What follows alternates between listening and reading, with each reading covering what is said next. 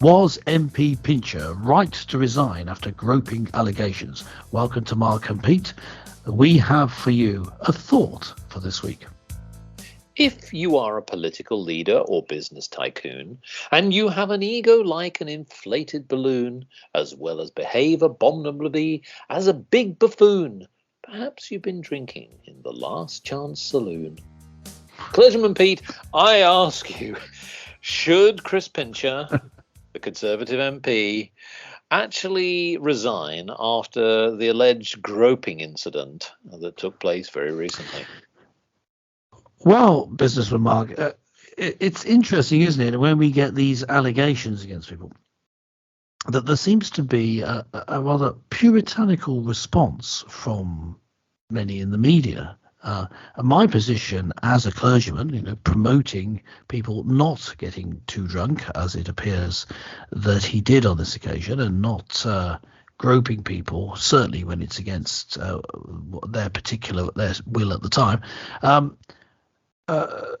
that I would be just as puritanical. But you see, I don't take that view. I've got a couple of other views. One is the recognition that we're all sinners, that we all do things wrong. So before being too judgmental of other people, recognize what the Bible teaches in the first place, that we're all sinful. And second, there needs to be place for forgiveness. And I think that those two things taken into account, maybe at least step back and say,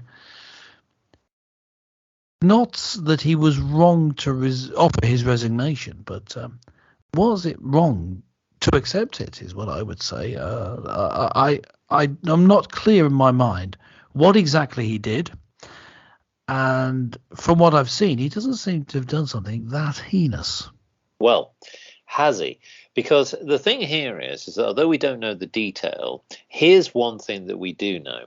Now, he actually admitted that to the media he got extremely drunk at the Carlton Club. That's the Conservative Party members' club in London.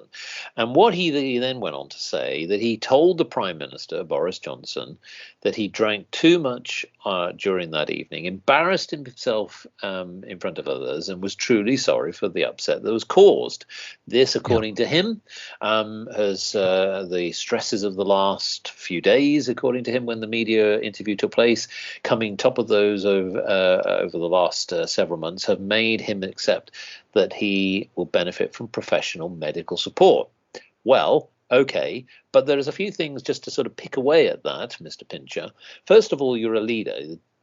Deputy chief whip of a parliament, of a leader, effectively, in this particular capacity. So he's a role model. So he's a very important person in society. So that's one thing. The second thing, he's openly admitted he's had too much to drink. So there's another challenge. Now, there is something to note here, that there is a bit of history, isn't there? Because Mr. Pincher previously stood down from the Whip's office in 2017 when he was accused of making an unwanted pass at former Olympic rower and Conservative activist Alex Storey. Now, there's a story. But after the investigation by the party, he was cleared of any breach of its code of conduct. Now, I'm not saying that both incidents are related. What we're saying here is that if you are a leader, it doesn't, well, in fact, even if you're a representative of any organization, the conversation between the Prime Minister and Mr. Pincher surely must set the reality of all the things that have been going on and the scandals within the party. He had to resign, surely. Because to me, that's where it is context, not just because of what he did and the incident that happened at the Carlton Club. It's also the fact that surely the Prime Minister himself has to, or even the individuals have to recognize they can't get away with misconduct. And this is a misconduct. Well, it is misconduct. I think that's certain. I would say, moving away from party politics, it's wrong to do that. Invade someone's personal space when it's unwanted sexual advances. It says grope, and that's the closest we've got to an explanation of what exactly he did. Groping, to me anyway, I think the word is hinting at a sexual advance, being the same as with that rower you mentioned. And these two men that he's accused of groping, he appears to be admitting it by saying that he embarrassed himself. Yes. Saying that.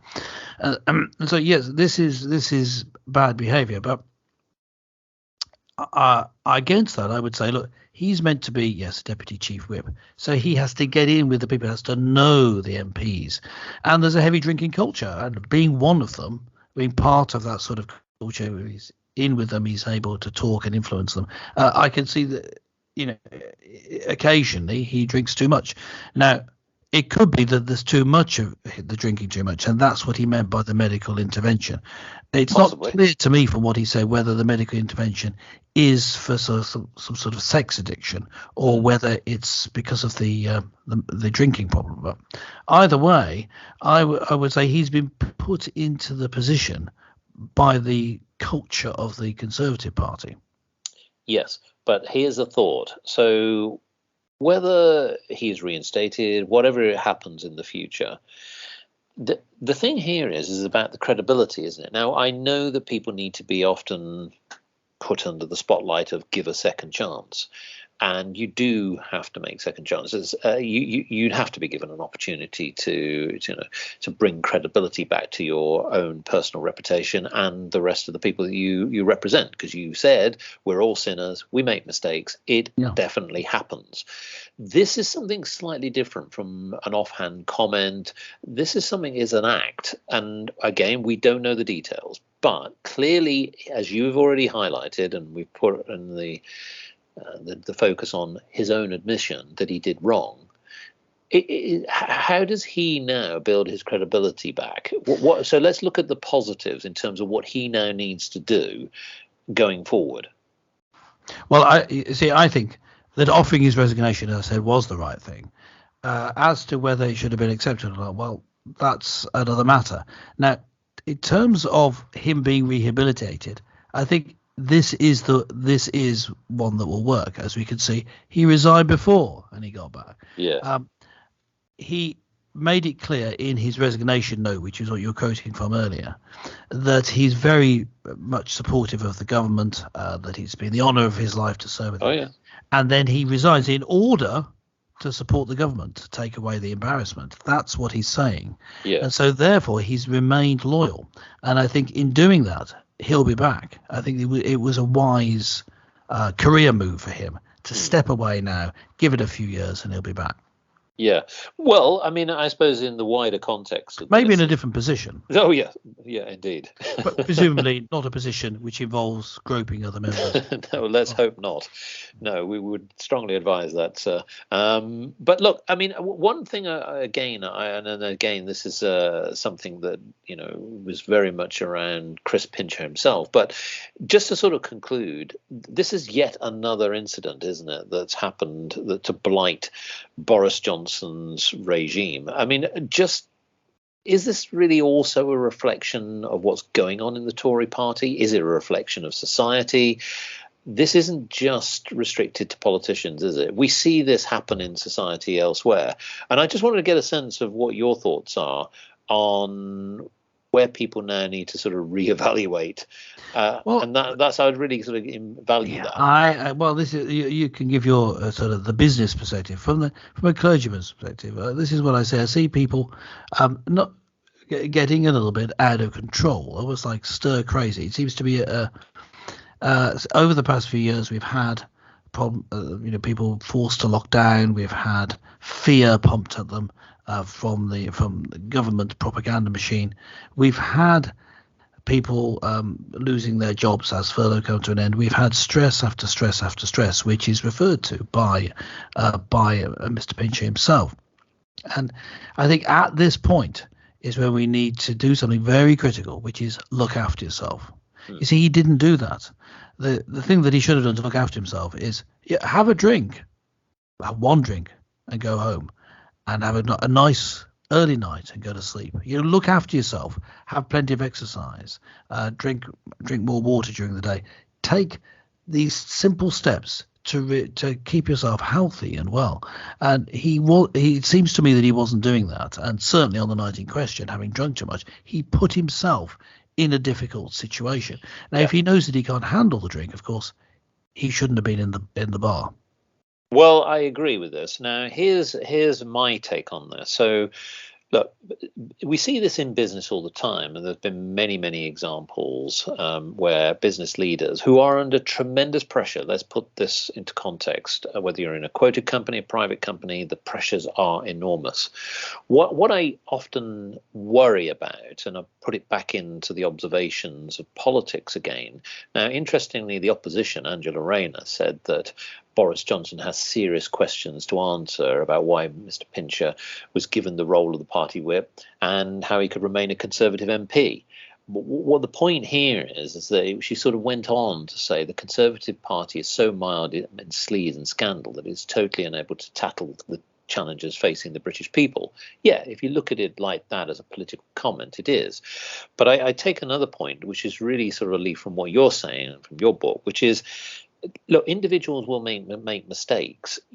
This is something where if the individual, Chris Pincher, now needs to show that he can learn from this and others can learn from it.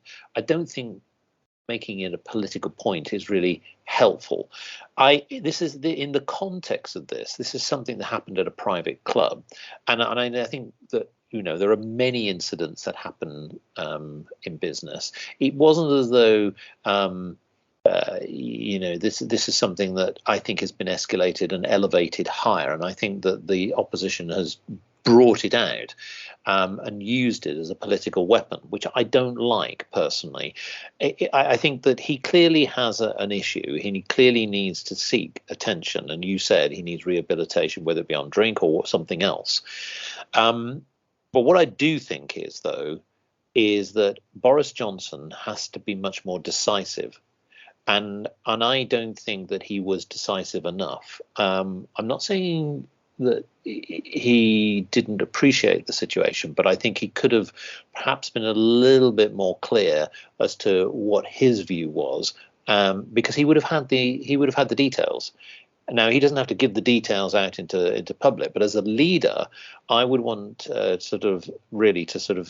have somebody who's a lot more decisive on cutting out the sleaze. Now, the reason I say this is Boris Johnson knows he's had MPs looking at pornography on the back benches. He's had individuals who've had other behavioural issues throughout his backbench and even his own cabinet. So, to me, I think that he needs to reevaluate what is actually happening within his own party. Incidents will always happen, let's be honest. Unfortunately, politicians throughout the last 100 years or more, sadly, have not really helped when it comes to moral standards, and there's been too many incidents, especially in this century. So for me, I think that really the onus is now back on Boris to say, I'm going to clean up the act. I've got to now put more disciplines in place, because I can only see that what we will start to see more of these type of things happening. Something is wrong with the culture in the Conservative Party and with politicians. So maybe it's an opportunity now to say, look, enough is enough. Let's clean up our act. Yes, well, that's our view. What is your view? Leave a note in the comments. Go to markandpete.com. We'd love to hear from you. That's all for Mark and Pete for this week. Catch you next time.